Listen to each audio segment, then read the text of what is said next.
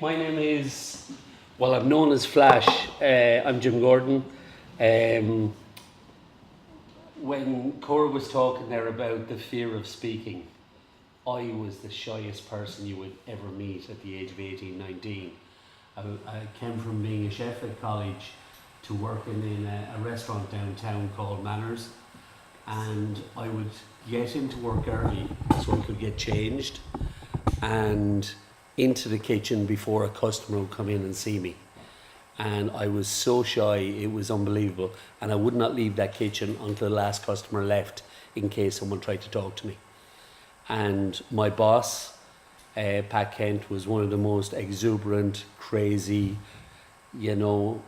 personalities I'd ever met. And he used excuses to get me out into the restaurant, go out and fix the dessert display. And he would get customers to harass me, to talk to me, to ask me questions about stuff. And then he invented this Saturday night buffet thing whereby I had to stand behind a buffet for 2 hours serving people and talking to people. And then he made me go table to table to table to ask them how was their meal. And I'm going, what happens if it was shit? Well, then they'll tell you. And basically he's the reason I can stand up in front of a crowd and talk, and that I can do a radio interview without fear, is because when I was at that age, I was just paranoid, and he just threw me into it. And like Cora said, you have to have a reason. And he gave me the reason to stand in front of customers. And now I'm just crazy at what I do as far as working behind a bar, working at a carvery, doing this kind of thing. Last year I was nominated for Irish Bar Personality of the Year, over 1,700 people. I came second though. I'm going to get first this year. What I came here tonight, Cora sort of threw me off on that and had to tell you that story. I was quite shy boy back then. I wanted to talk to you about co-working and the global community of co-working.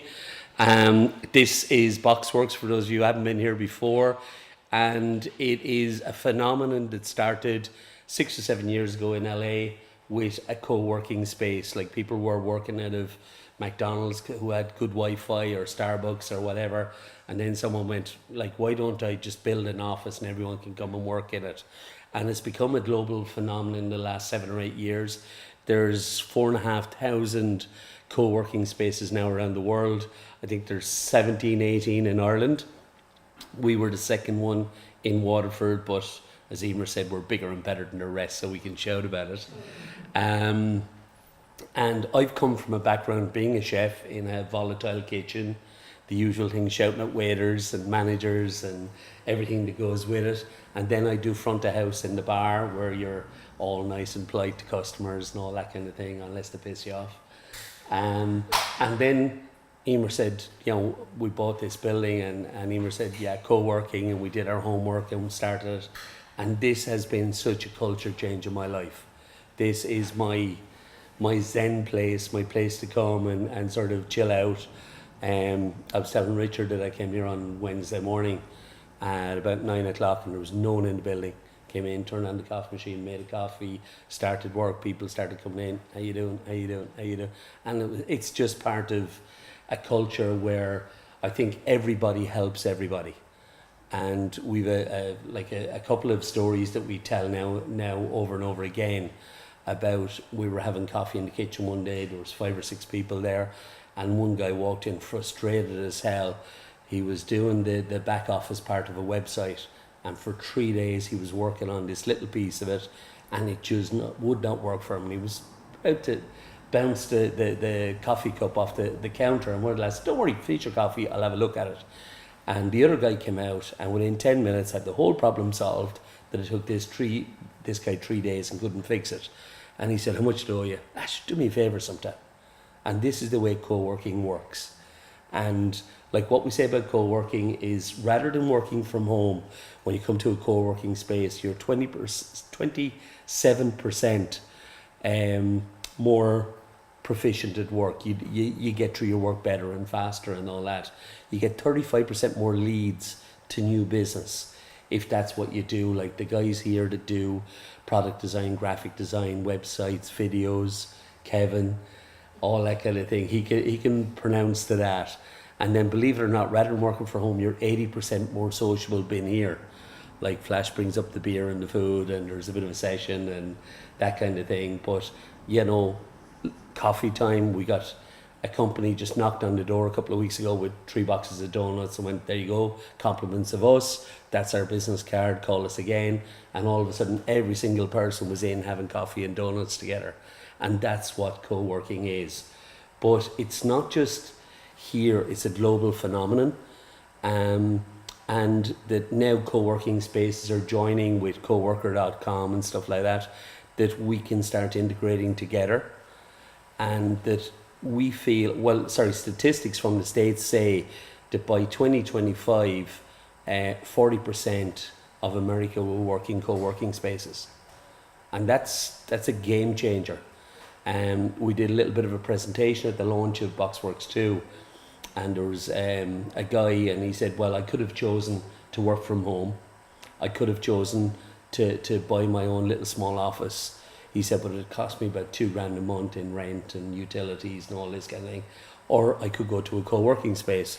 So the video was by NBC, and they just followed him walking in the morning, and his coffee was ready on the counter, and he said, I have to meet with my web designer, but I'll just sit down beside him rather than travel to him or whatever, and then I have to meet my accountant. He goes over and sits at another desk and another desk and another desk, and his whole work life was all around this co-working space. He got his work done, and he did his public, meetings and stuff, so his clients came in.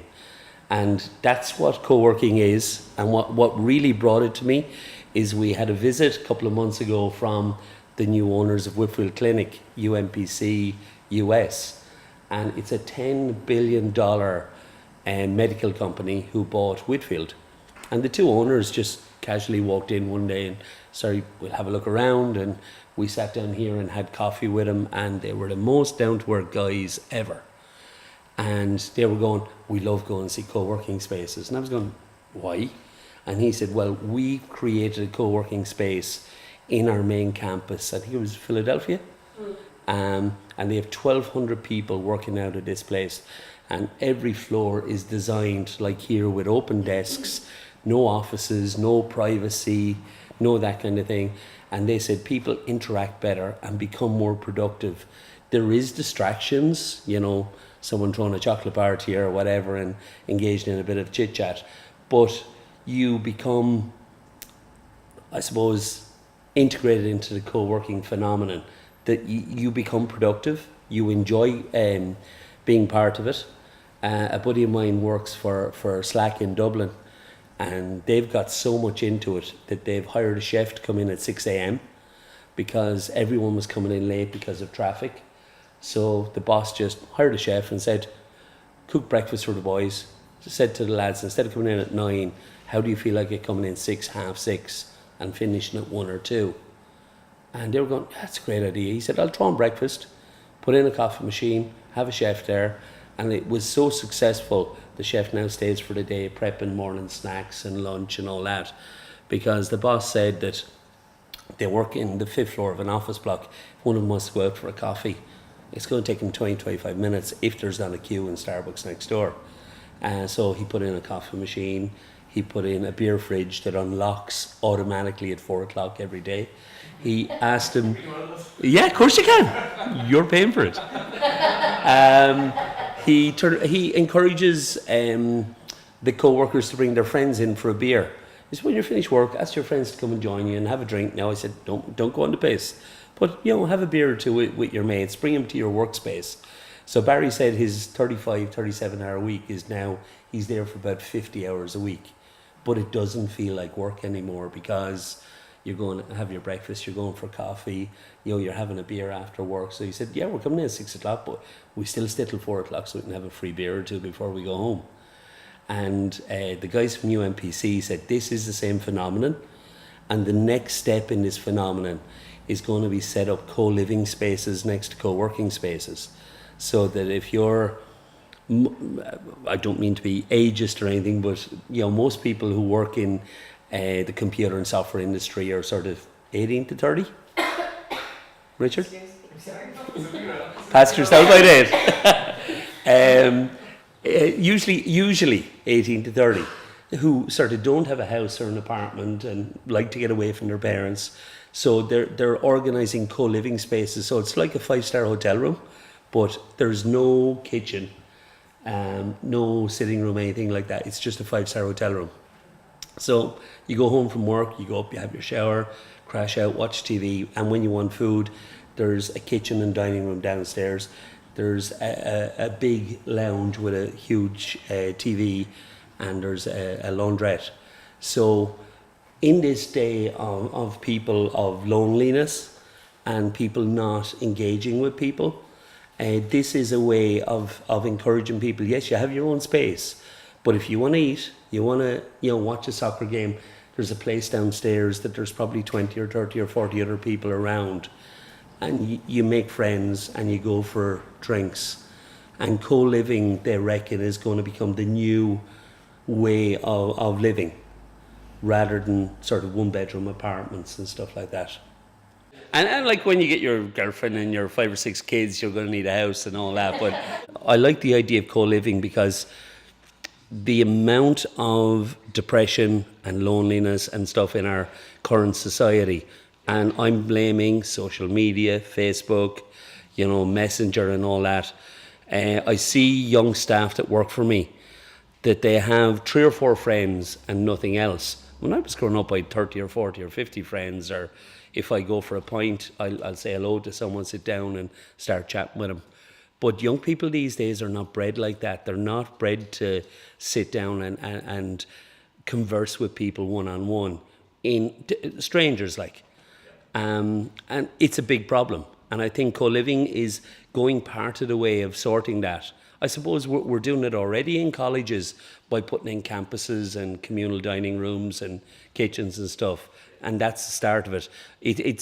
There's quite a bit of it going on in France, and the States are sort of taking it, building blocks of apartments beside co-working spaces. So it's working towards the future of I think what we need to do.